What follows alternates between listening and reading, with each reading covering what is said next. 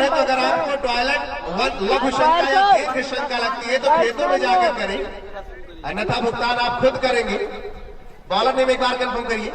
गुलफाम, एक बार हाथ उठाइए अगर गुलफाम है तो। जी हाँ, तो 6 ओवर के बाद गौरीगंज की टीम के लिए 12 गेंदें और बची और मुझे लगता है कम से कम 40 रन टारगेट करना होगा, अन्यथा औरंगाबाद काफी आगे निकल जाएगी इस मुकाबले में।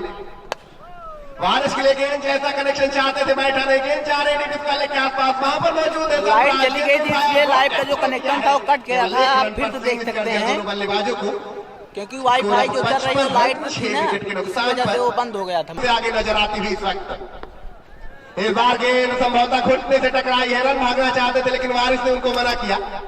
वारिस को पता है कि अब ज्यादा कुछ इस ओवर में बचा है नहीं, इसलिए इसके बाद अंतिम ओवर में शायद ज्यादा स्ट्राइक अपने पास रखे। वैसे वारिस की रील्स आप देखेंगे तो बड़े बड़े शॉट्स लगाते हैं, लेकिन रील्स और रील्स में कितना अंतर है ये देखना यहाँ पे दर्शक चाहते हैं। नाम बड़े काफी है वारिस के, बड़ी चर्चा है। कुंभी आएगा प्रतापगढ़ से आते हैं आमतौर पर। फिलहाल तैयार है इस ओवर के लिए के साथ गुलफाम। इस बार उड़ाया है, मौका बना है वहां पर और लीजिए आखिरकार आजाद की पारी का अंत होता हुआ। और भैया जो खिलाड़ी जीन्स पहनकर बल्लेबाजी करने के लिए जा रहे हैं, ध्यान दीजिए कि अगर आपकी टीम जीतती है तो अगले मुकाबले में आप नहीं खेल पाएंगे। एक मुकाबले के लिए आपको रियायत है, इस बात का ध्यान दीजिए। आप खुद क्रिकेट खेलते रहते हैं तो थोड़ा सा सहयोग करिए। गेंदबाज इस वक्त लकी औरंगाबादी का आगमन फिर से हो रहा है। पिछले ओवर में 2 शिकार किए थे इन्होंने, 7 रन देकर 2 विकेट निकाले थे और अब वारिस के ऊपर सारी नजरें। 55 रन गौरीगंज 7 ओवर के बाद।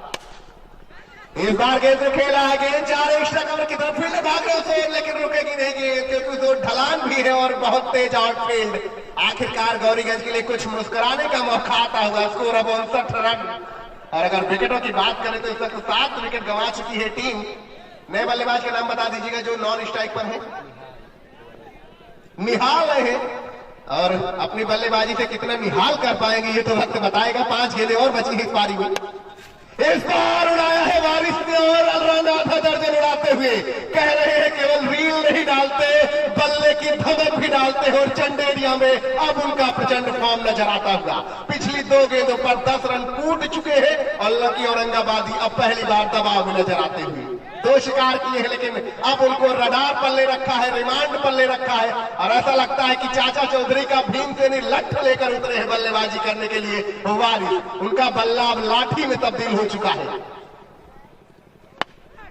फिर से उड़ाया है, गेंद जा रही है वहां पर लॉन्ग ऑफ की तरफ। फील्डर उसके पीछे भाग रहे, रन के भागा है, दूसरे रन के लिए जाना चाहते हैं, रन आउट का मौका है और आखिरकार रन पूरा करते हुए तो यहाँ किस्मत भी साथ देते हुए थ्रो काफी गंदा आया वहां से और यही कारण है कि वारिस थोड़ा सा अपना कमर पकड़ कर बैठने वाले थे। ऐसा लगा पहले पैर में चोट आ चुकी है जब काफी कुछ घटा था गेंद पर, लेकिन उन्हें पता है कि अंतिम 3 गेंदें अगर अच्छी घटी तो गौरीगंज को एक सम्मानजनक स्कोर तक पहुंचा सकते हैं।